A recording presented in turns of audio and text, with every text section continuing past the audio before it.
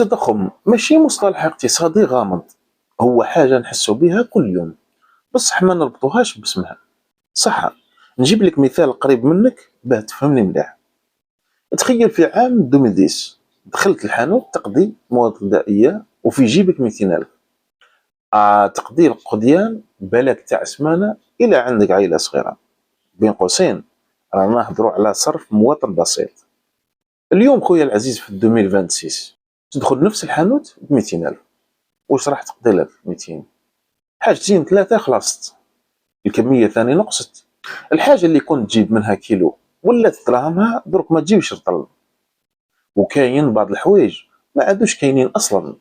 الورقة اللي في يدك ما تبدلتش بصح اللي تقدر تشريه بها نقص. هذا هو التضخم، ماهوش المعيشة هي اللي غلات برك. ثاني هو انه قيمة كل ورقة في يدك راهي تنقص مع الوقت.